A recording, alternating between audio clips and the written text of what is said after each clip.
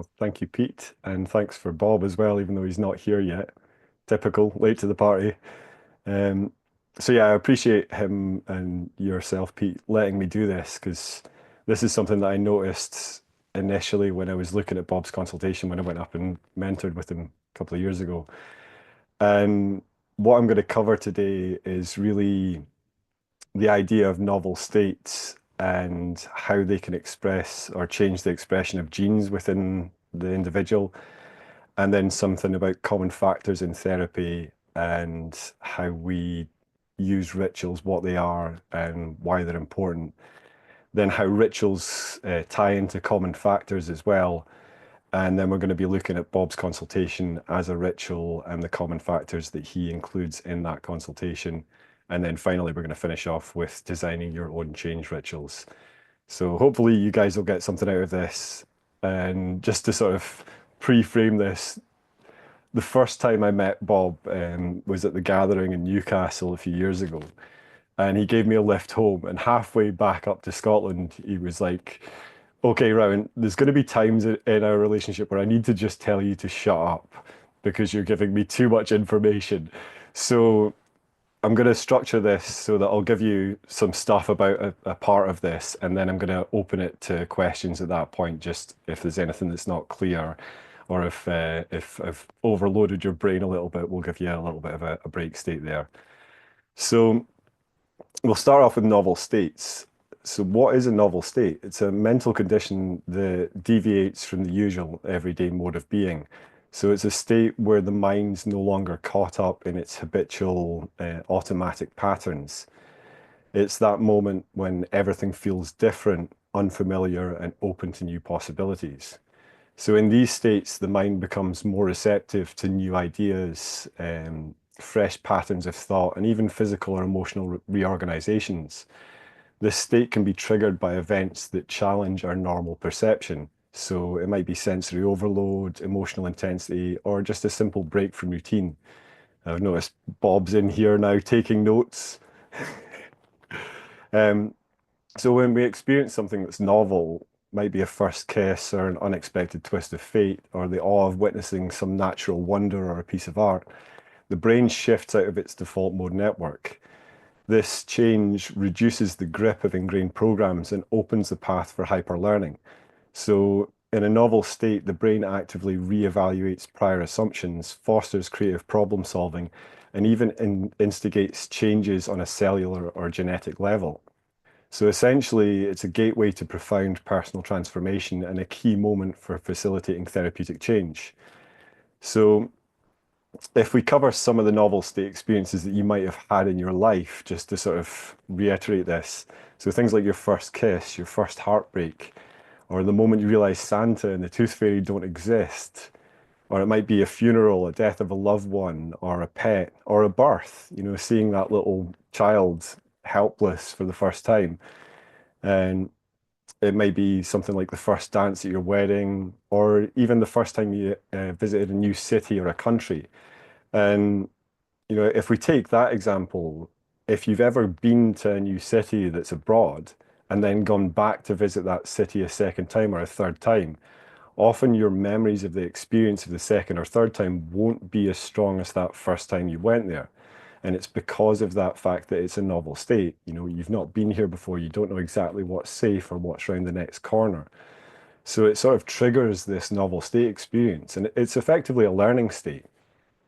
So it may also be things like your first festival or concert or looking at a beautiful piece of art for the first time. All these things activate two things, novelty and wonder, while also activating a state of presence. So how do we harness novelty to inspire change? Well, these novel or unique experiences can prompt shifts in our perception. The they create a once in a lifetime type of encounter that signal to the unconscious that something significant's taking place. And we could look at some examples of these sort of events. And I've covered some of them, but there's three main categories. So sudden shock, so like a car accident or an emergency or something like that, will go into this hyper learning state where we have to survive this experience that we're in. And it's only actually after the experience is finished, when our mind's trying to work out what this means to us in our life, that we create the story of trauma or growth.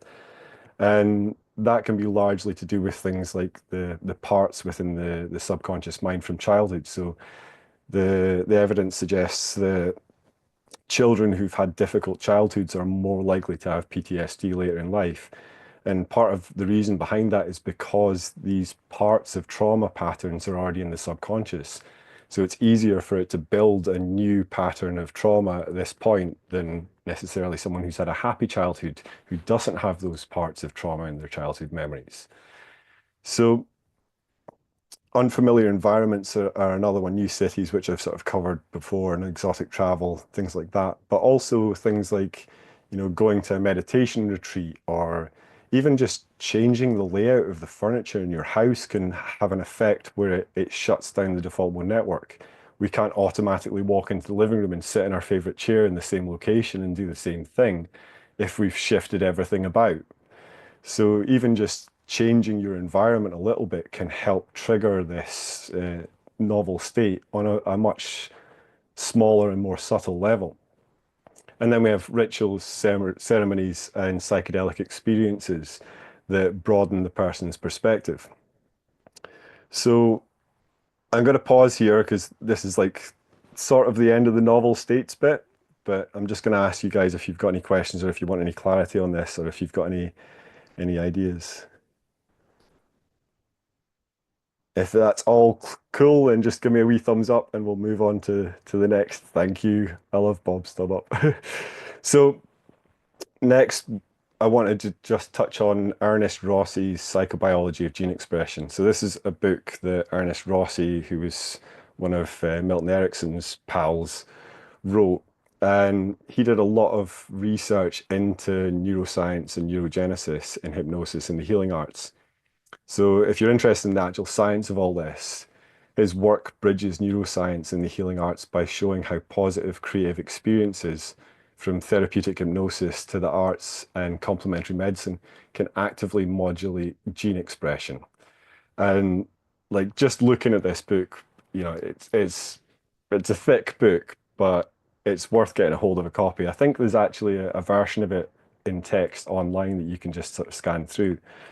But the central idea is that novel states characterized by wonder and deep engagement may trigger neurogenesis and promote brain growth. And more than that, they actually can change the way our genes are expressing themselves. So essentially, when the mind encounters something new and profound, it disrupts the usual patterns of the default mode network that opens up a gateway to enhanced learning and healing. And this process, as outlined in the book, illustrates how our conscious engagement and emotional experiences can lead to beneficial changes on a cellular level. So in it, he explains that our genes are not fixed determinants, but are in constant dialogue with our environment. And this concept often referred to as psychosocial genomics. So social attitudes, cultural beliefs, and even the therapeutic context, including the hypnotic state, influence how genes are expressed. In this framework, the placebo response or miracle healing, and even the process of meditation and deep sleep take on new significance. They become instances where nature and nurture co-create health, forging a positive dialogue between mind and matter. And the opposite's true as well. It shows how, negative novel state experiences that we frame in a negative way can have a detrimental effect on our genes. So by optimizing the natural cycles of gene expression, we not only enhance neurogenesis, but also cultivate mental flexibility, resilience, and a capacity for continuous personal growth. As a result, his work proposes a new view of self-creation, one where we actively use our consciousness to shape our biological destiny. And he blends the arts, science, culture, and spirituality, establishing a fresh bridge between these domains. So ultimately, it offers change work practitioners ranging from psychotherapists to alternative medicine specialists like ourselves, a robust scientific rationale for using novelty and wonder as a tool in healing.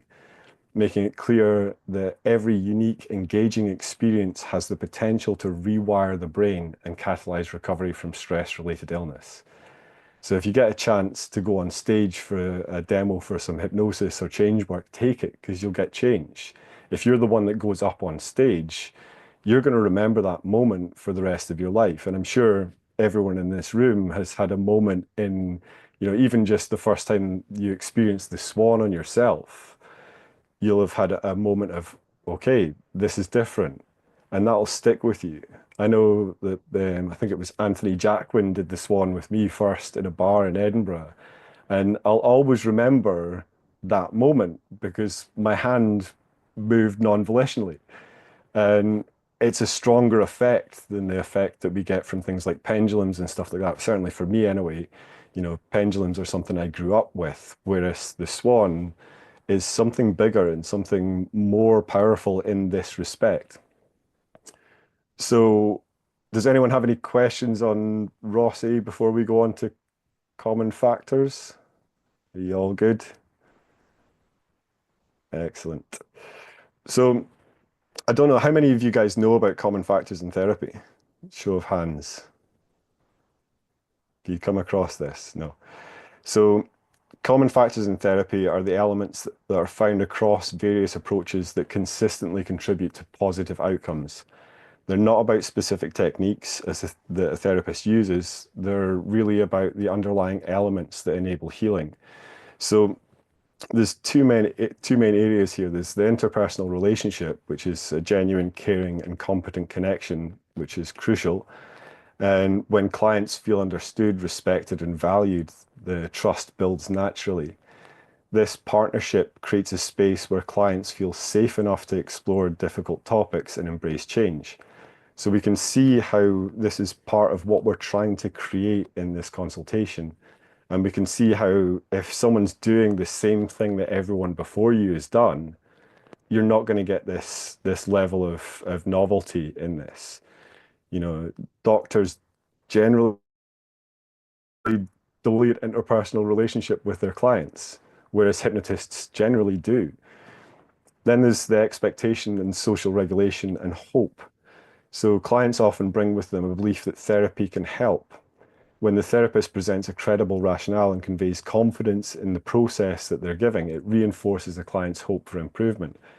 This expectation can motivate change and support the healing process. And then we have the structure and specific interventions. So this is the bit that we do that's different from someone else. So it might be CBT or hypnotherapy or NLP or whatever it happens to be. And while the specific interventions may vary, having a clear framework helps guide the client through their journey. So knowing what to expect and following a structured process can make the work feel more tangible, even though the overarching common factors like empathy and rapport remain the foundation. So why is all this important? Well, research indicates that these shared elements can account for a significant proportion of therapeutic success, often surpassing the impact of any one specific technique. In essence, common factors are the building block for the therapeutic environment where change becomes possible. And to back this up, a study by Lask et al. In 2014 shows that these common factors actually contribute to 47% of the variable outcome in change work, while the specific factors, the treatment differences, had less than 1% of the variable outcome. So whether you're doing CBT or NLP or hypnosis, the techniques don't necessarily matter so much in the outcome compared to these common factors. So building a strong connection and ensuring the client feels safe and hopeful can enhance any method used later. So basically stop learning techniques and start learning how to create novel states and common factors in your sessions with clients. Okay, does that all make sense? I will give a handout after this through Pete, just so you guys have got a sort of copy of what I've covered today. But if you've got any questions on common factors, feel free to chime in. Otherwise, we will move on to rituals. You have to excuse me, I've still got the back end of a cough and cold here, so I'm sipping my tea with fervor. So rituals and what they do. So rituals are deliberate, structured sequences of actions or practices that create a sense of ceremony and meaning. And there's really sort of two plus one types of ritual. There's solo rituals, and these are things like magical workings, for example, and they use structure, will, and intent to create a novel state. So these are like self-directed practices where an individual uses present structure, will, and intent to create a shift in their state of mind. Think of these as personal ceremonies, whether it's a magical working or a deep meditation session or some consciously crafted routine. These rituals, the practitioner deliberately steps outside everyday habits, inviting focus and intention into a private space. So this might be something like, designing a ritual where you have to go and collect specific herbs at specific times of specific planetary cycles and bring them together and do some sort of Wicca magical working or whatever it happens to be. But if you can design your ritual in a way that uses will and intent all the way through the process, what it does is it starts to create this novel state of this is different from my normal waking working reality. I'm doing something special here. And that in turn can open up the mind to this sort of learning. So we can see how, it might be better rather than just reading some spell out of a book if we're going down the magical path. It might be better to actually design the whole ritual yourself from start to finish with the intent, even in the process of designing that ritual. And with the novel state that's induced by this soul ritual, the mind gets primed for personal growth and transformation. And because these rituals are deeply personal, they often require a level of discipline and self-awareness that not only supports a sense of inner control, but also creates the foundation for independent healing. So really the effort you put in results in the results you get back out at the end. If you put in no effort, you're not going to get that sort of change. Then we have participant-oriented rituals. And these cover things like mystery school, magical, Masonic initiations. And these sort of rituals are carefully designed ceremonies that guide participants into a structured yet mystifying environment. So imagine being blindfolded, uncertain of what's coming next. The feeling of anticipation, a hint of vulnerability, and the thrill of entering an unknown realm. All of these sorts of things may be running through your mind, and more, such as like, am I being initiated or will I be the sacrifice tonight at this ceremony? This sense of mystery triggers an intense novel state because the ritual challenges your usual expectations. You don't know what's going on. If you're blindfolded and being guided through one of these rituals, you have to just trust these people that you're with.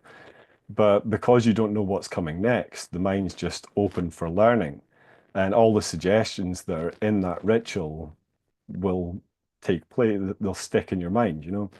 So you become highly receptive as your conscious mind's occupied by questions and the instinct to trust the guides leading the ceremony, along with trepidation of, exactly what is coming next. And this process not only creates wonder, but it also lays the groundwork for a powerful therapeutic connection through shared trust and the unexpected. And another type of this group rituals, things like group trainings. So these are dynamic environments where strangers or novices come together, and the element of unpredictability is a key catalyst. In these sessions, participants might experience live demonstrations or things like that, or engage in interactive exercises that stimulate moments of awe and presence. So with some careful planning, this novel state can be enhanced with anything that can create moments of awe, wonder, or presence. So if you think about like Bob's card and the swan and these sort of things, if we're doing something like this in front of a group, it's going to start to create that wonder within the group. And we can get this collective energy and shared uncertainty to amplify the novel state, transforming a typical learning experience into one where the mind's open to new modes of thinking and feeling. So by suspending preconceived notions and embracing a shared journey, participants are more likely to internalize and apply new techniques, bolstering the overall effectiveness of that training, We can also see it in men's circles, women's circles. In these spaces, participants gather in a supportive, safe environment specifically designed for open expression.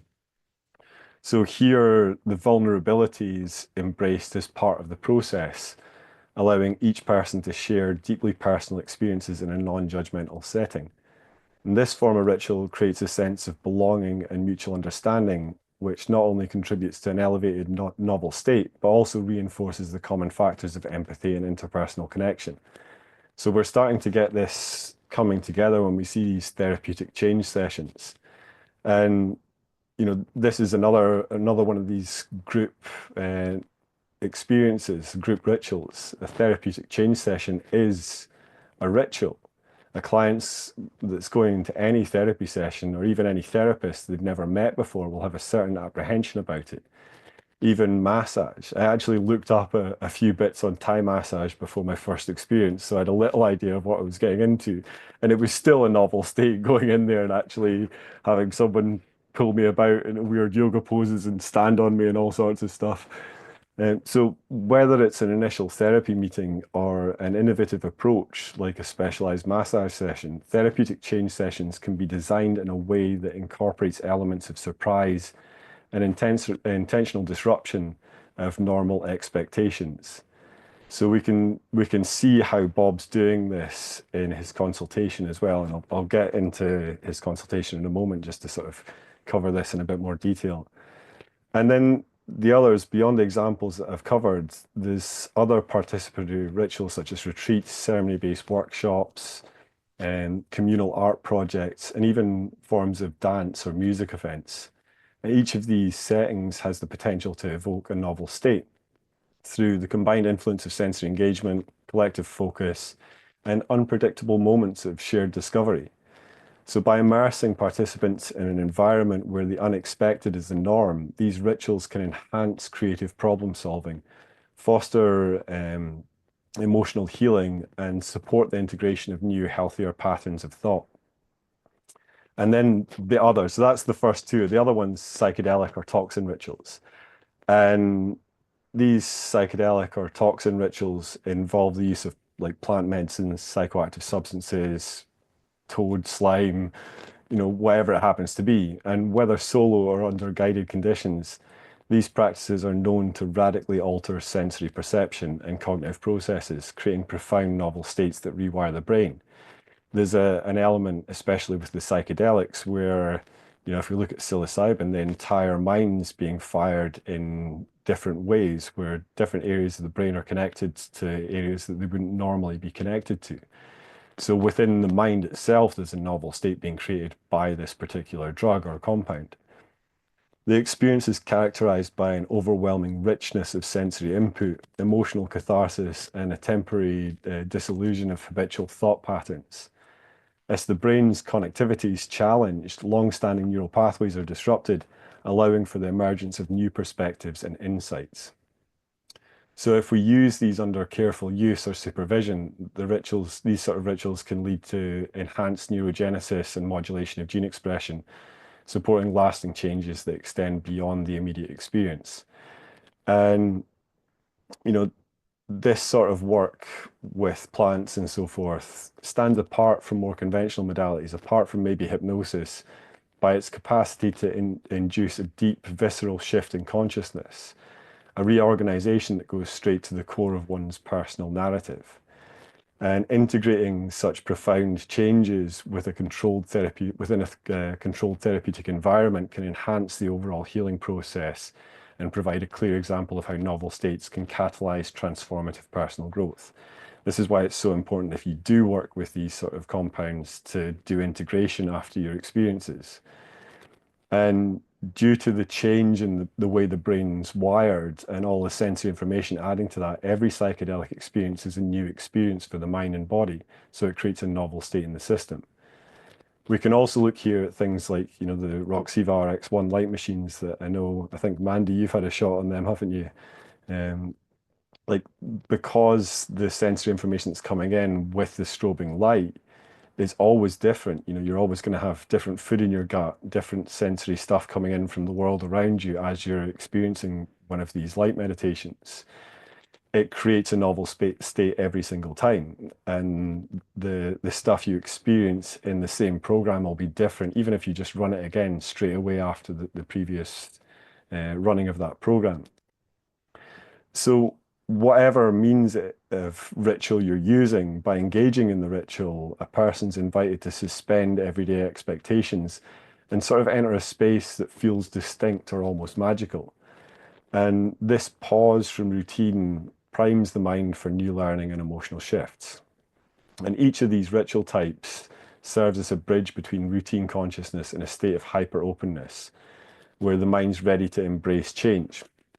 They all contribute to fostering those crucial common factors of trust, expectancy, and clear structure, whilst also unlocking the potential for deep, lasting transformation. So rituals tie into novel states by breaking the regular flow of thought and behavior. And when a client participates in a ritual, whether it's a simple mental exercise or a more formalized protocol, like those used by certain therapists that will remain nameless, the experience of novelty can bypass automatic habitual responses. This opens the door to deeper emotional and cognitive reorganization, making the mind more receptive to change. So we can see that there's a level of the common factors actually happening in all of these ritual experiences. They embody several of those core common factors that underpin therapeutic success. By presenting a clearly defined structure, rituals offer a client a tangible framework that cultivates trust and safety from the outset. When people know what to expect, even if parts of the experience are designed to surprise them, they feel more at ease. Now, if we think about Bob here, he tells you what he's going to do, then he does what he does, and then he tells you what he's done. And that's tying into that, you know. So some rituals are designed to shock or create a feeling of a lack of safety in a moment to foster a more deep novel state. And this is important to note because we can actually start to use these break states effectively. It doesn't necessarily need to be a bad shock, it could be a good shock, but we can use them to increase that novel state. And beyond providing structure, rituals actively engage the client in a shared collaborative process, whether it's a group training, guided initiation, or another participant-oriented practice. The act of coming together with a meaningful framework reinforces empathy and mutual understanding. So in these environments, participants are not merely passive recipients, but active co-creators of the experience. And this dynamic fosters credibility as clients recognize that the ritual is carefully crafted and administered by someone who's knowledgeable and purposeful. So in essence, it serves two things. Firstly, it creates a novel state by breaking the daily pattern of thought and inviting a transformative experience.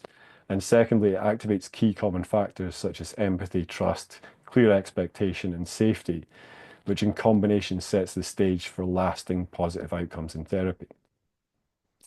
So before I go into Bob's consultation as a ritual, is there any questions or comments or feedback? Are you guys all good? You all following? So if we actually take a look at Bob's wall consultation, it operates as a ritual by imposing a deliberate, structured set of actions that not only differentiates it from the other approaches, but it's also actively engaging the client's unconscious mind. So instead of rehearsing methods used by the therapists that have gone before us with this client, his process introduces unexpected elements, creating a novel state. So how does he do this? Well, first of all is the phone or pen routine. He tells the client they don't have a problem. Well, not a conscious problem. Instead, their problem's out of conscious control. They can't put it down. So he doesn't need to talk to them, he needs to talk to their subconscious mind. So the good thing is you don't have a problem, you know?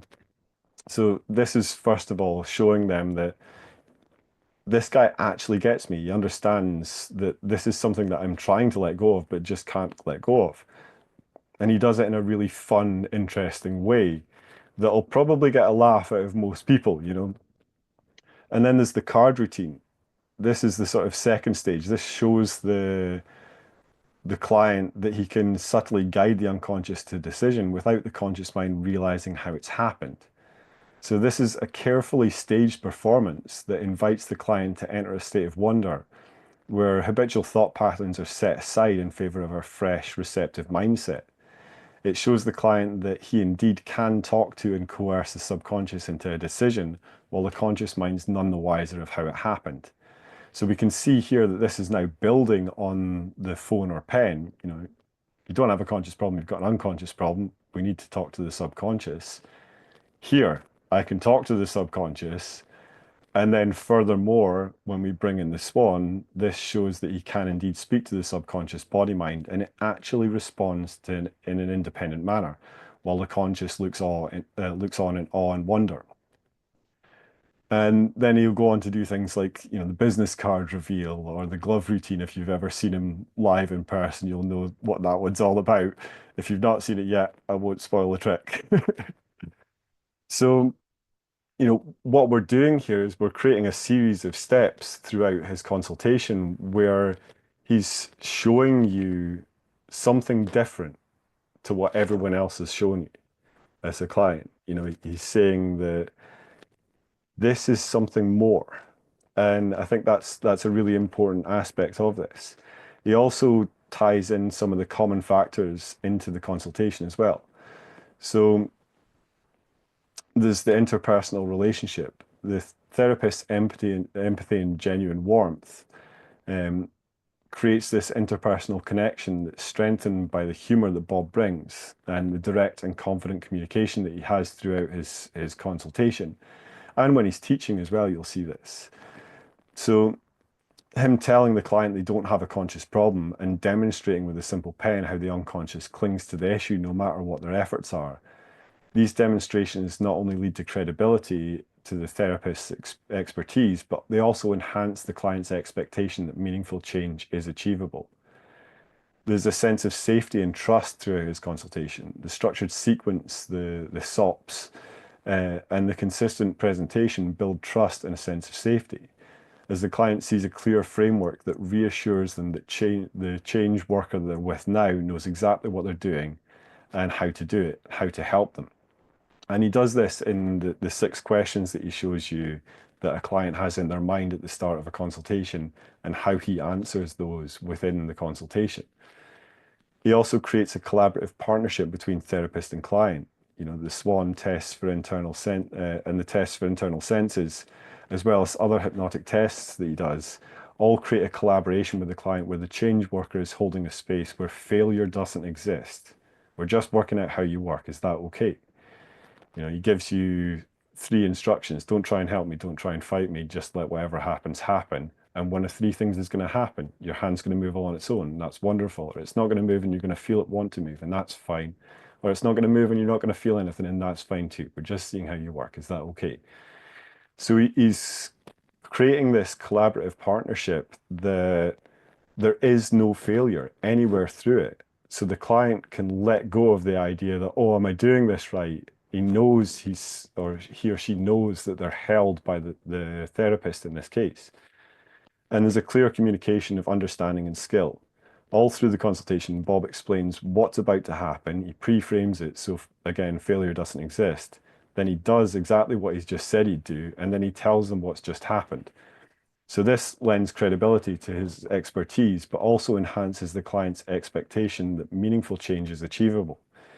In this way, by deliberately diverging from standard overused methods and creating a novel state, his consultation ritual fosters both strong therapeutic alliance and an openness to change that engages the mind at multiple levels. So he also triggers expectation, social regulation, and hope, which is the second common factor. And a credible explanation of how therapy will proceed. He says, this is hypnosis. We're using the frame, and Bob clearly demonstrates competence in his understanding of the effects achievable and the affect it can have on the client. He covers the client's belief and hope that change can happen, and demonstrations like the card and the swan and the pen all give the client hope and belief that this will work, along with subtle verbal suggestions woven through, like, much to your surprise, you might find this is the easiest thing you've ever done in your life, or something along those lines. So with that, he also covers shared goals and direction for the therapeutic journey. all the way through, there's a collaborative process where Bob and the client are working together to create a space for healing to happen. In these points that I've just mentioned, and all through the consultation, Bob explains exactly what's about to happen and pre-frames it, then does what he says, and then tells you what he's done. So it's clear all the way through what the expectation is, and the social regulation and the fostering of hope are done by that particular engagement. So, if someone had come to you for, say, an exorcism, if that's the framework and the social regulation that they want for their therapy, give them that. So it's about knowing your client and understanding how can I create an expectation and a social regulation within this session that's going to fit my client's belief systems. You know, if they're there for, some demon infesting them, then give them something that's going to let them understand that that's now gone. It's been exorcised and banished. And even when he's talking to guests with like this, the self-hypnosis or hypnosis talks, group talks, um, if we start off by talking a little bit about novel states and teaching our group that these novel states will actually facilitate lasting change, then do you think we'd maybe get more volunteers when we ask them to put their hands up? It's a pretty good chance that if everyone understands that going on stage for a hypnosis demonstration is going to get change because we've explained novel states and the psychobiology of gene expression, then we've got a pretty good chance of more people putting their hand up because they know they're going to get change. So, how do we go about designing our own rituals? And this is really where the sort of the homework section starts. So I'll make sure that all this is in the handout that we give you. But we've had a look at how rituals function and why they're effective and how even a consultation can operate as a structured ritual. But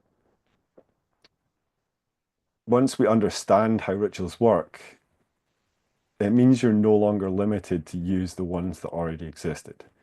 You can really start to design your own. And whether that's for personal transformation, group experiences, or one-on-one change work, you can create structured, meaningful rituals that induce novel states, that disrupt habitual patterns, ones that engage the subconscious mind and anchor change in a way that lasts. And this is really where the true mastery begins. So the three main types of change ritual that we've covered before are solo rituals, participant-oriented rituals, and psychedelic or toxin rituals. So if we look at solo rituals, they're structured experiences that a person performs in their own to create a deliberate shift in their state. And they're often used for things like letting go of old patterns or beliefs, setting new intentions, inducing a novel state for learning or creativity. And they rely on structure and intention. The process must feel purposeful. There's quite often physical actions, something symbolic must happen, and there may well be sensory triggers like using sight, sound, movement, or touch to reinforce the experience. So it could be something as simple as burning a written belief or a memory to symbolize release. But if you do it just by writing something on a piece of paper and burning it with a lighter, it's not got the same gravitas as if you even go to the level of making your own paper to write that on, and collecting a specific type of wood and setting the fire at a specific planetary hour and things like that. All of these extra steps that we put in might seem completely redundant, but they're actually part of creating this novel state where we can produce a shift that allows us to learn on a deep level. And if we look at hypnosis itself, a lot of what we're doing there is we're rewiring learning. We're taking habitual patterns and we're changing them. And part of that really is looking at this part of the mind called the central executive, which takes sensory information in from our world around us and moves it from short to long-term memory by encoding it through collective, elaborative, and semantic encoding. So this part of our minds called the central executive builds the story of what just happened and what it means for us. And, if I take a slight tangent here and talk about memory, things like the art of memory, the artificial memory techniques, we're starting to hack this central executive by designing memory palaces and putting specific things in specific locations. What we're doing is we're attaching the new information we're trying to memorize with information that's already in our mind, the memory palace itself. So we're hacking this central executive. And when we do natural memory training, like through daily reviews, things like that, we're training the central executive to be better at its job. And then when we're doing therapeutic change work, we're hacking that central executive again and finding out what their current pattern is and how do we rewrite that to be something better. So how do we design a solo ritual? Well, what's the intent? What's the shift you want to create? And what steps will mark the beginning, middle, and end of this ritual? Use symbolic action. How do you physically represent the change? And close with clarity. How will you know the ritual's complete? So if we've got those four basic steps within the ritual, we can create really powerful solo rituals for self work. And this might even just be self-hypnosis. It might be that, okay, I've got a specific location that I do this in. This is my space for doing self-work. It might be a study, it might be a meditation chair, a mat, whatever it happens to be. But if we know that this is the time and this is the space that I'm going to set aside for doing this piece of internal work, that's enough to create a separation in the environment. So next we have participant-oriented rituals or guided experience. And again, these rituals involve multiple people with one or more facilitators leading participants through a structured process. They're used in mystery schools, Masonic initiations, magical orders, group trainings, circles, and therapeutic change sessions. And the rituals themselves are designed generally to break participants out of normal mental patterns, often using anticipation, mystery, group energy, and social influence, clear transitions, and markers. And, if we take an example of a mystery school initiation, being blindfolded and led into a dimly lit room surrounded by unknown voices with a sense that something profound is about to happen is going to put you in a pretty intense novel state. The uncertainty and heightened awareness induce this novel state, and the symbolism and guided actions make the experience feel meaningful. So, how do we design something like this for ourselves? Well, we create a structure that feels purposeful. Every element has to contribute to the goal. And there's very little in Bob's wall consultation that doesn't contribute to that goal. Whether he's done this by design or just through sheer brilliance of his mind, I'm not entirely sure. But what he's done there is pretty much design a perfect initial consultation ritual. So we can induce a novel state through uncertainty, engagement, but the participant must not feel like they're in their everyday mind. And using symbolism and physical actions allow the brain to engage deeper when actions represent meaning. So it could be something as simple as, lighting a particular colored candle or something like that in a ritual means something. And if we have an understanding of what that might mean, or even if we just question what that particular action might be, if it seems to have purpose, our mind will start to try and give it purpose. And that will work like a metaphor where our mind's searching for all the different possible answers of what this yellow candle might mean instead of that blue candle over there. So we want to use that sort of symbolism and make the transition feel significant. Mark the change clearly so the participant leaves knowing something's shifted. And so closing off the sessions, we've got things like, even just asking the client, has today been useful for you, is enough, you know? And then there's the psychedelic or toxin rituals, and this is a bit of a sort of a risky point, but these rituals use external substances or psychological techniques to induce deep state shifts. And it could be, plant ceremonies, it could be breath work, it could be sensory deprivation or sensory overload, which is probably one of the ways that I work with clients is just overloading them with too much bloody information. But things like fasting or extended meditation or extreme physical endurance, these sort of things all create um, this novel state within the mind. And the purpose of the rituals is really to break rigid mental patterns by force. Now, there's an element of danger with psychedelics in that they can open too many gates too quickly for consciousness to be able to integrate properly.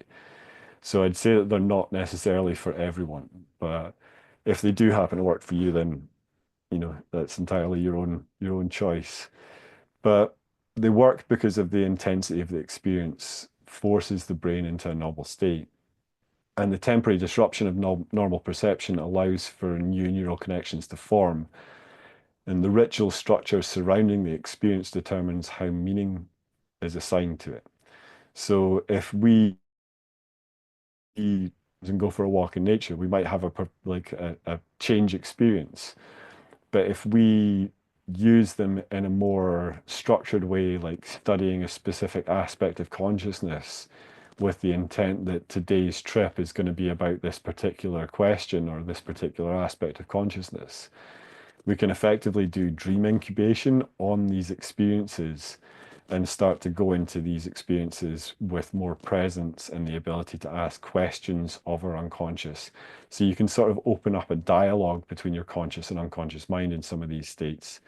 Same with using breath or sensory shifts and stuff like that. And I've touched on it there. Dream incubation, we can use that in lucid dream states to enter the entheogenic dream realms, astral realms, whatever you want to call them. So putting all together, if you understand these principles, you can create custom rituals for pretty much any change process. Whether it's working alone, guiding a client, or leading a group, the core steps remain the same. Define the purpose. What shifts are you trying to create? Is it personal, one-to-one, or for a group? Should it feel dramatic, subtle, or symbolic? And then create the structure.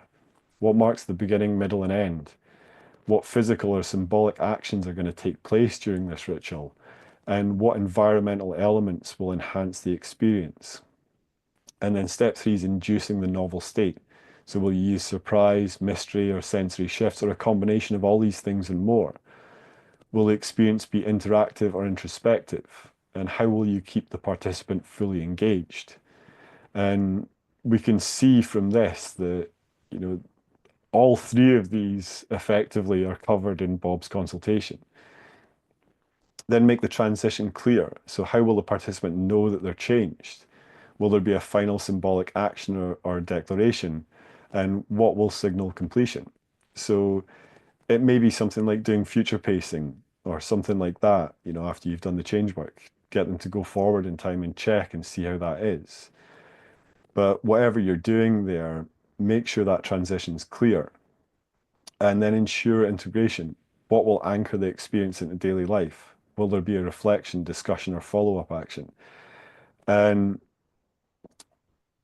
with an extremely powerful novel state like the one that Bob creates, because of a client's first time coming to see him is probably going to be the first time they've had the swan experience.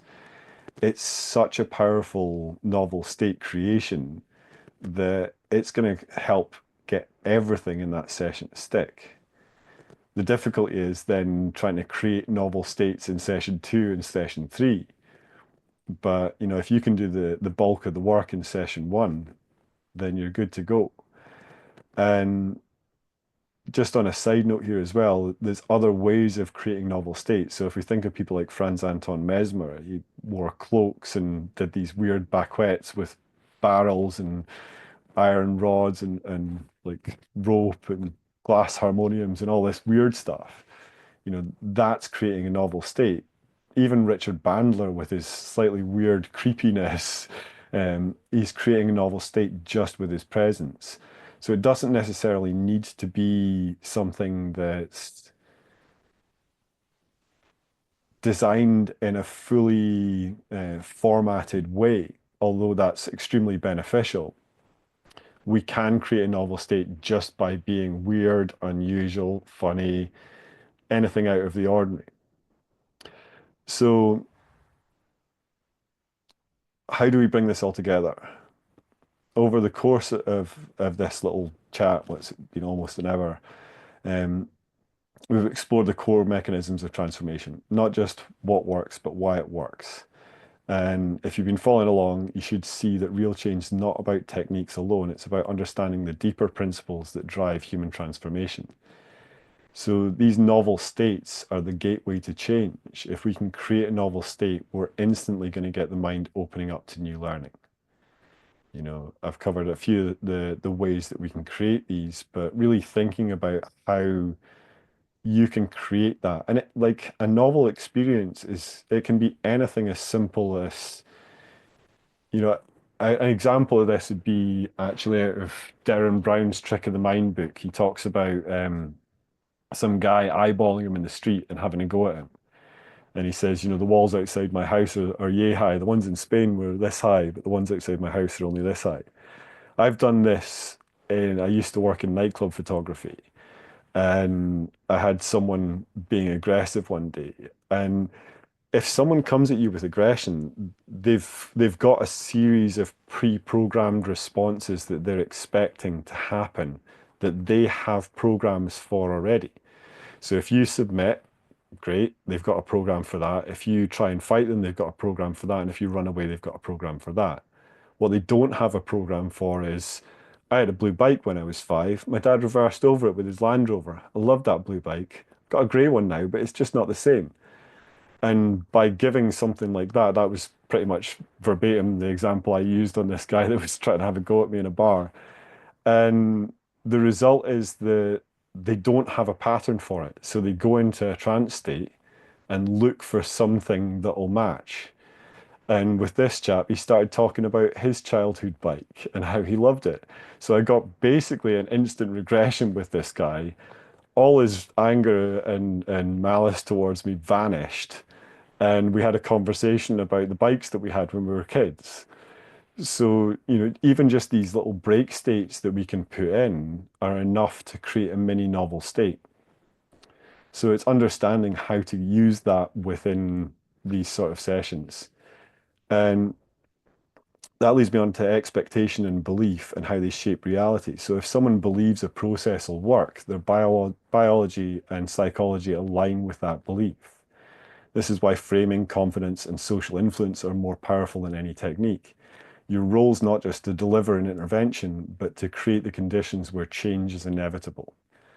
And the ideas of structure and ritual are basically universal, whether it's ancient traditions, therapy rooms, or personal practices. Transformation follows a structured process. Separation, moving out of the old identity or belief.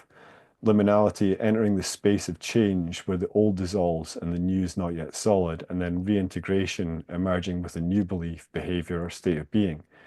And every successful consultation session or intervention follows this pattern, even if unintentionally. So they're not just conversations, they're experiences. The consultation sets a frame for all the work that follows. If you do it correctly, the client will already feel a shift before any formal intervention begins. The common factors in the consultation, trust, expectation, structure, and reinforcement, are what determine its success. So if you design your own change rituals, it sort of makes you unlimited.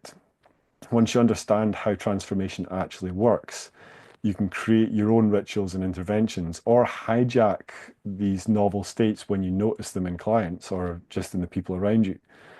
Whether you're working with yourself, clients, or groups, you can craft structured experiences that disrupt the old patterns, induce a novel state, engage the subconscious mind, and reinforce the shifts in a way that lasts. Transformation's a process, and if you understand how to engineer that process, you're no longer just someone delivering techniques. You become a guide, a facilitator, and an architect of meaningful change. So understanding these principles is just the beginning. What matters now is how you apply them. So start noticing where these patterns already exist. Look at your own experiences. Where have you seen novel states create transformation? Observe how expectation and the belief that you have shapes people's outcomes. And pay attention to the structure of rituals, consultations, and interventions.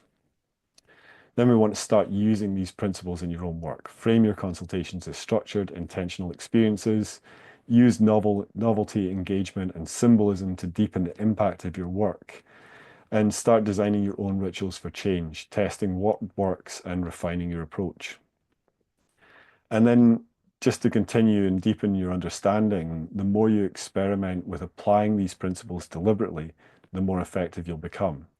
Transformation is not about collecting techniques, it's about mastering the core processes that make all these techniques work. So, this stuff's not just theory, it's a framework for creating real lasting change, both in yourself and in others. So, the question is, what will you do with it? And that's pretty much me. I do want to talk a little bit about the somatic hypnosis as well, because Bob had sort of asked me to do that. But is there any questions on all this? Have you guys got examples of novel states in your heads as to the sort of things that have triggered these in the past in your life? And has this been beneficial? Has this been helpful for you?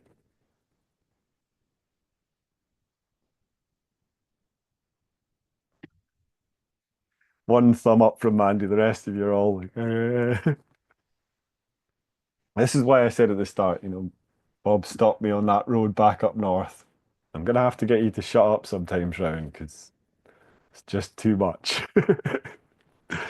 Thanks, Rowan. Really interesting. Absolute pleasure. And it's really interesting to hear actually a breakdown of what Bob does anyway. And Yeah, yeah, when you talk about it, it sounds a lot, but when you actually see it in practice, yeah, it's it simple. can be quite simplified. So It's really just like, a big part of it's doing like if you do what everyone that's this client's been to, and they largely come to the hypnotist last. They've been through the mill of pretty much everything else. And they come to you as a last resort. If you just do what everyone else has done before you, you're not going to get that novel state. You're not going to get the change. You're just going to be another therapist in the line of unsuccessful therapists that they've tried. Whereas if you do something different and show them that you understand them on a different level, which, Bob outlines perfectly in his consultation, then you're more likely to get that change. And it goes, beyond just the things we say and goes into what we do and how we do it. And this sort of ties into the idea of non-verbals, because like hypnosis comes from Franz Anton Mesmer's mesmerism, essentially. And it goes back beyond there to Paracelsus and his magnetic healing. And if we really search it back, it goes all the way back to the sleep temples of Egypt and Greece and things like that, and probably further back than that, to be honest. But one of the things that happened after Mesmer was sort of debunked was they said this was all suggestion. And, something like 95% of communication is non-verbal. It's tone, tonality, timbre, our physical movements, all the rest of the stuff that's going on. So why are we using 5%, which is language, in hypnosis and ignoring largely the rest of the stuff that used to be done as part of this therapeutic change work? And I don't for a minute think that Mesmer's stuff didn't involve verbal suggestion, because I'm pretty sure it did. But if we start to look at some of the things that he did and some of the things that other people do as well, you know, there's a lot of non-verbals, even Bob stuff. He talks about, what was the line you used, Bob, about this, the change already of taking place, and you're nodding away. Hi guys. Yeah, one of the lines that comes to me is here's the good news. You're probably fixed by now. You just don't know it yet. Is that okay? And again, all of that is completely scripted. It's mental, completely natural. As if I've just had a thought, but I will use that in every single initial consultation without fail. Rowan and Pete have been to my home. They've worked with me for a couple of days. They'll tell you, I actually see this shit. This is exactly the stuff I use. The funny thing is, you're probably fixed by now. You just don't know it yet. Is that okay? And I look away as if I'm not interested, as if I'm writing something. And that allows that 3, 4, 5 seconds to get in for him to go, I'm fixed by now, but I just don't know it yet. Very, very powerful. Yeah. So things that we don't say after that, back to this non-verbal communication. It's really, really powerful. Back to what Ron was saying there again about looking back at Mesmer. Somebody said, it happens today, does it? Somebody will say, oh, that's just suggestion. And they say it in such a way as if they've discovered something amazing. Yeah. Somebody goes and does something. I mean, I go into a room with, I don't know, I'll say 30, 40 people. They're all stuck to chairs. Some idiots from the side will say to me, oh, that's just suggestion. As if, as if they've discovered something incredible that I do. So, and then my answer to that is always, could you show me how you do it? And they'll run away. Yeah. It is suggestion, but it's not just suggestion. It's suggestion. It's incredible. It's not just suggestion, but that's the bit they like to use. So a lot of people don't like to say that, that it's something new, that they haven't seen that before, or that they want you to believe that they can do that. Human beings are funny critters. They really, really are. Sorry, Rowan, on you go again. They're doing It's just like in that line when you deliver it, you do this little nod. The nod's important. That's the important part here, that like that's one of the really important parts of this is this little subtle nod. Well, John, Roman, very quickly, I don't think you made it on the Saturday last week, where some of No. the people were there, and I told them that the nod belongs to John Copeland. That's called the John Copeland nod. Yeah. So I watched this guy and I go, why is he nodding? And why is it every time he nods, they nod? Why is it every time he nods and they nod and you ask them for the money, they give him money? How does that work? So Copeland was a genius. But guess what? It was just suggestion. That's all it was. Yeah. And this idea that like if we take it for a moment, like if you think back to a time when you've been in a loud environment, a bar or a restaurant or something like that, and someone's leaned in to speak to you in a whisper, tell you a secret, the world around you disappears. And you go into this hyper focus where it's just you and them and you're learning this secret. And it may be a secret, it may just be an intimate conversation over dinner or whatever it happens to be. But there's this monoideistic focus, so a monoideism or a hypnotic trance state, a focus state. And if we think about it, you can feel heat if you move your hand over your arm. There's potentially, we can feel electrostatic charges and things like that. So we have this ability to feel subtle energies within our central nervous system. So if you go into a magnetic healing or a Reiki healing, anything that's non-verbal, and you're expecting passes to be done over your body's listening for that whisper. So what does that do? It creates a focus state within the body-mind system instead of just in the mind like a verbal suggestion or a verbal secret, verbal whisper. So it creates this deep trance and focus state happening within the system rather than just within the verbal speaking part of the mind. What do you think that does for someone's level of depth in, if that's even a thing, in hypnosis, but if they experience something where oh no, I could feel that their hands were down by my feet, and things like that, or they can feel movement in anything. There's a thing I do with nonverbal stuff where I'm doing eye contact and I touch the back of their neck here. And that touch on the back of the neck there will quite often cause a shiver to go up the spine. So it creates a happening within their central nervous system. So it feels like something's happening more than just this eye contact with this person. And I can pull pain out of people's bodies and stuff like that. And it's not anything woo-woo and crazy. I'm not pulling pain out of someone's body.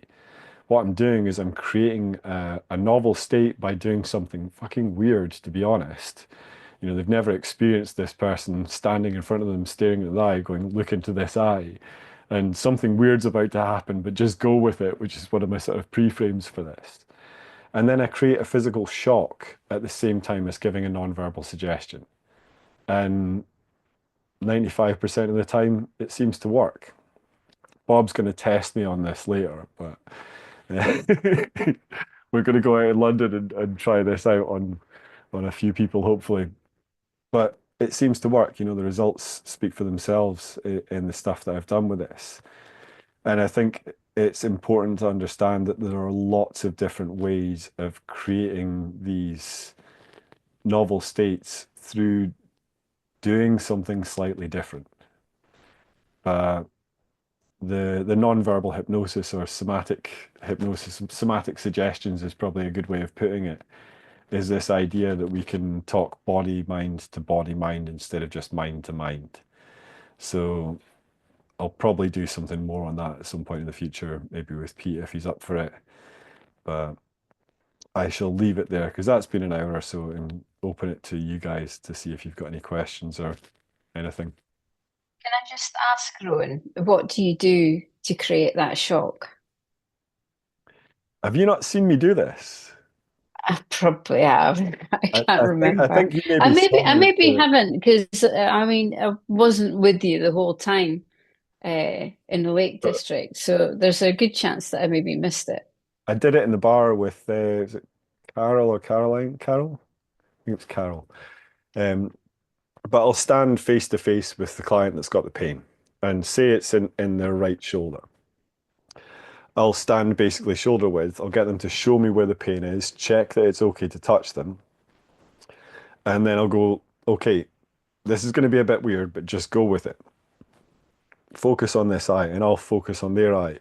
And I've done quite a lot of training to be able to hold focus for long periods of time without blinking. And I can also do something a little bit weird where I can dilate my pupil consciously. So I can make my pupils pulse. And I don't know if this is a neurodivergent thing or what's going on, but essentially I'm consciously switching between foveal and focus vision. And that creates a pulsing of the pupil because like peripheral vision will open the pupil slightly and foveal vision will shut it down slightly. So I'm using that to hack to create this pulse.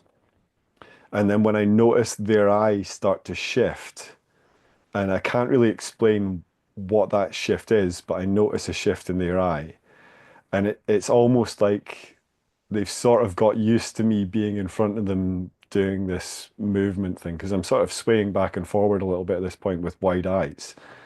And then I'll move forward really fast to one side of their head and blow at the same time as pulling the pain out of whatever body part it is.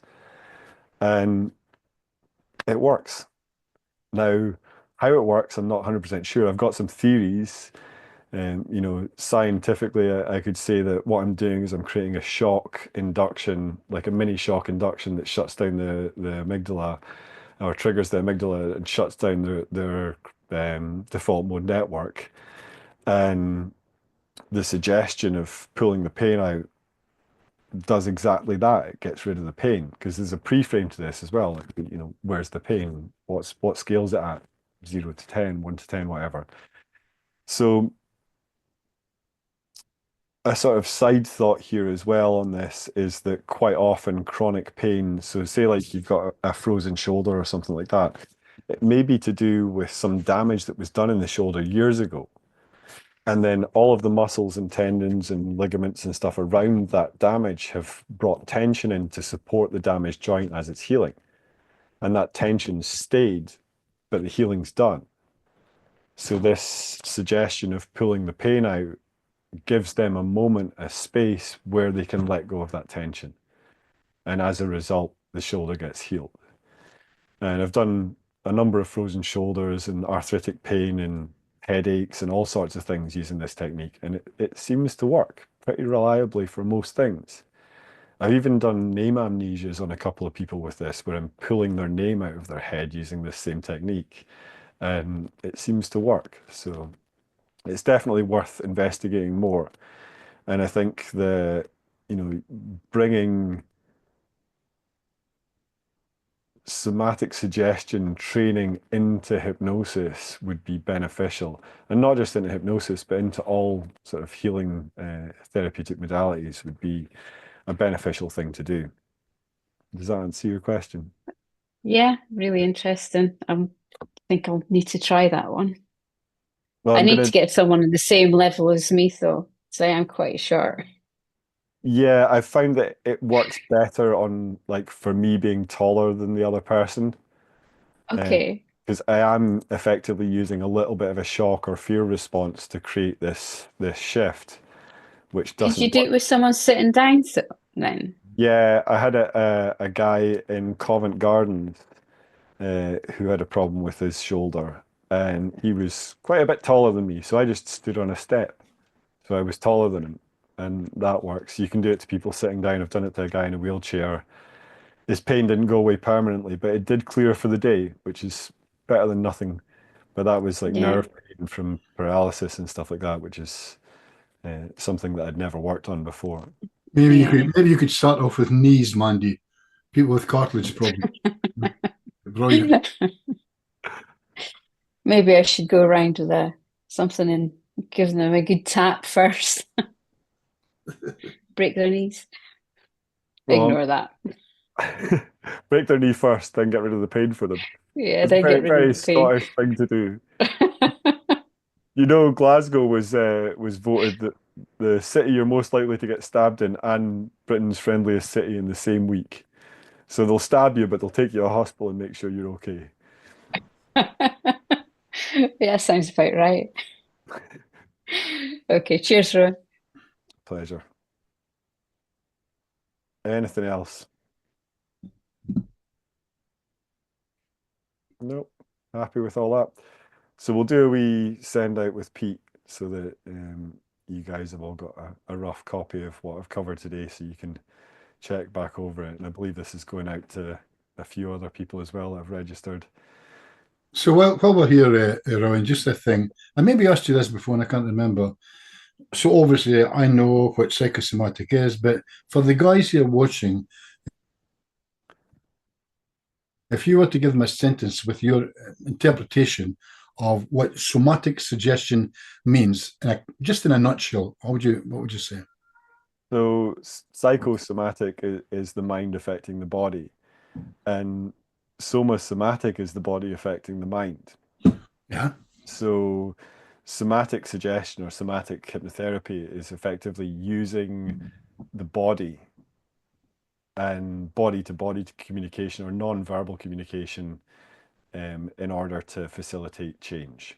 So an example of this could be doing a non-verbal hand stick, and you just hold your hand above their hand as though you're pushing down on it, but with space, and hold eye contact with it, and then ask them to try and lift your hand. And that image of you placing this imaginary pressure on the top of their hand, even though it's half a foot away, is enough of a somatic suggestion to get that hand stick to be more likely to take effect than if you didn't do that.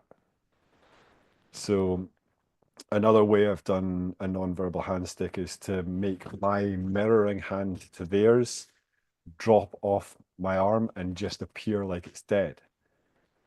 And holding on to this, imagining that my arm's dead while I'm in rapport with the client is enough to create a non-verbal suggestion that their arm's effectively dead and can't move. So we can play with this in different ways, but essentially the somatic suggestions are any suggestion that's not verbal based. So I'm not really including timbre and tonality in there. I'm including everything else you do. So we can even look at things like, you know, the pattern of your breath and the delivery, stuff like that. So in conventional hypnosis training, we do get taught some of this, but there's a whole load more that we can do on top of it. Does that make sense? Does that answer your question, Bob? Yep.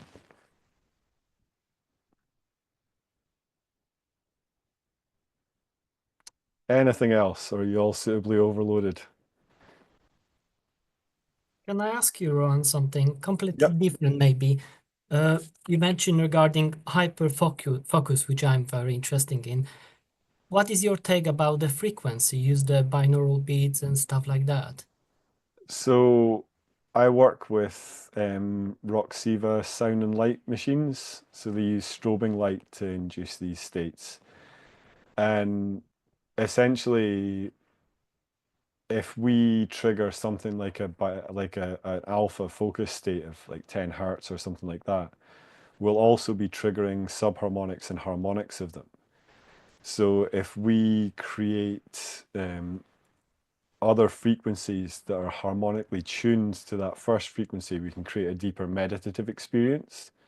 So say we put in like 40 hertz in gamma, and we also put in 5 hertz as the subharmonic, which will take us into theta, we'll get a deeper meditative state than we would if we just used the 10 hertz frequency.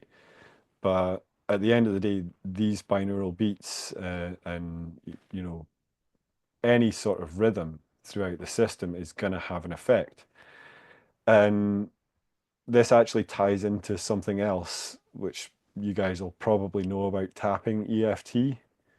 So if you're tapping on their KC point during a session and you happen to tap at 4 hertz, like 4 cycles a second, you're going to be essentially triggering theta brainwaves within your client by that sustained rhythm. So we can utilize things like that to create a potential for being able to guide someone into that state and hold them there longer through these rhythms. So yeah, you can use them in your session as a background music, things like that, or you can use tapping, or you can, you know, anything really. If you can find a way to create some form of rhythm or some sort of anchor as well back to that state. I know, I think Anthony used to use like fragrant oils in his therapeutic room so that when they came back, they would smell oil and it works like a sort of revivification. But anything like that, incense, all of these things have been parts of rituals for years. But yeah, the binaural beat stuff definitely works. I think playing with light though, if you've not, have you experienced light therapy? Not yet. There's a really simple little app. Let me see if I can find this. Mm.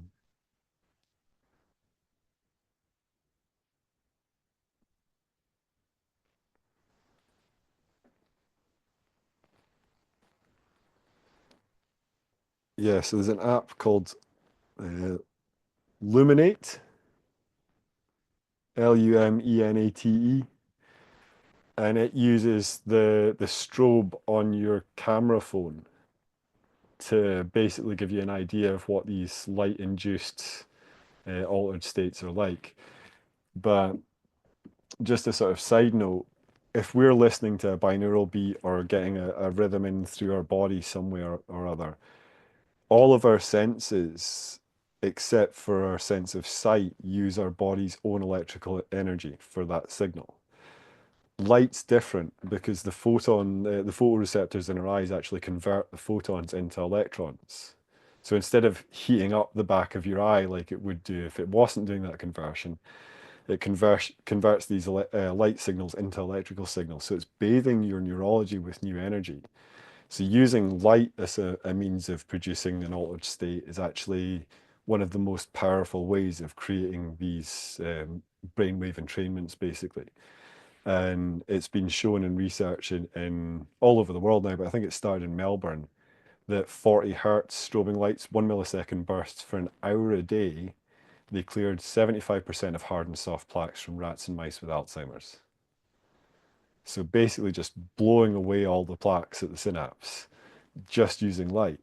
And this research has been repeated all over the world now. So using light in that sort of way can be really powerful. And you see it in things like, Darren Brown's stage show when he did the Miracle stage show, I think.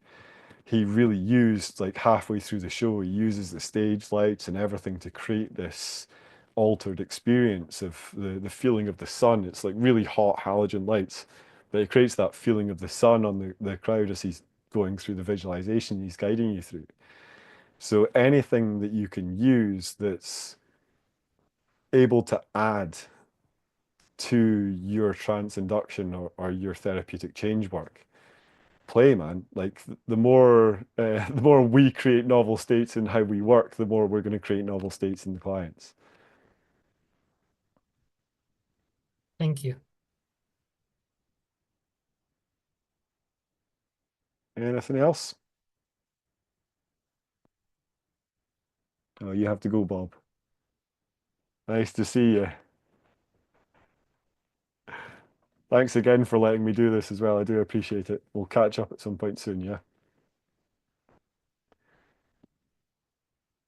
I think if no one else has got anything really, then I'm happy to call it a day there, Pete. Unless you have Okay. any questions. That's It's getting really close. interesting, Rowan. Thank you. A pleasure. This is the first time I've actually delivered this to people, so I appreciate you guys sort of being my guinea pig for this. And yeah, Can hopefully I it's all just made sense. Yep. can I just clear something because I'm not long been in hypnotherapy and hypnosis and all this stuff. You use common factors. Just to clear with me, it's basically all what create the belief, trust, and expectation. That's how you will, in the few Yeah. words, to. The common factors really are, so if we look at the specific techniques, they account for 1% of the variability in change, whereas the common factors represent 47%. And it's really the rapport that you have with the client and the ability to choose a frame that's going to suit them. So, this is why I'm saying if someone comes in for an exorcism, give them an exorcism. If that's their belief system, if they go to a voodoo practitioner for some healing spell, then, that's the modality that they've chosen. But it's also possibly worth noting that, essentially there's four worlds of the human condition. There's the physical realm, then there's our mental plane, our emotional plane, and whether we're in high or low spirits. Now, whether you're spiritual or not, it doesn't matter. Just like, oh, I'm in high spirits today, I'm in low spirits today. So if we have damage in the physical world, like say we've put in too much tension to our muscles in the gym and torn a muscle or something like that, we might then start to worry if this is ever going to heal properly or if we've done significant damage. So it moves from the physical into the mental plane. And then from there, it'll move into the emotional plane. We'll start to maybe worry about things and get emotionally upset about whether we're going to heal or not. And that'll put us in low spirits. So there's a movement through these four worlds in a very specific order. If it goes in at the emotional tension level, it'll spread up to our being in low spirits and down to our mental plane before it starts affecting us physically. So wherever the tension enters those four worlds, it spreads out from that point. And this shows us that it doesn't matter if it was a physical problem that caused the illness in the first place. We can treat it on an emotional plane. We can treat it on the mental plane. We can treat it on the spiritual plane. As long as we've got a way of treating it that suits our client, we should be able to facilitate change, and then the healing will spread out from the point of entry instead of the tension spreading out from the point of entry. Does that make sense? So part of the common factors is understanding what's culturally significant for this individual to have as a therapeutic model here. And if someone's scared of hypnosis, then maybe you don't want to talk about hypnosis. Maybe you want to talk about NLP instead or something like that, But NLP is essentially just a rebranding of hypnosis for the corporate world. That's all it was. So using the tools and techniques out of NLP, you're using the tools and techniques that they pulled from therapy that worked and built NLP from it. So you're using the tools of your trade, but whatever label you put on it is entirely up to you, as long as it fits the client. Does that make sense? Yes, thank you. But can we clear about this? Sorry, I just take so much of your time, but No, no. because my understanding about NLP was you dealing with the conscious mind full time. And that's where I just this in my mind I just separated. You're dealing with the language to actually use it on conscious level, but No. you never take them under. one of the core ideas of the NLP framework is the sort of the rules of the unconscious mind. It's there to protect you. It's there to try and, keep you on the right path. I can't remember the full list. I think it's like 12 or 13 different things are the rules of the unconscious mind. So we're dealing with the unconscious change here. We're using techniques that don't really talk about hypnosis or have any formal induction, but that doesn't mean they're not processes for changing unconscious. Essentially, all learning and all change happens on an unconscious level. So really quickly, we have effectively two ways of learning. There's repetition and one-time learning. So we burn ourselves on a stove, we know not to touch hot things.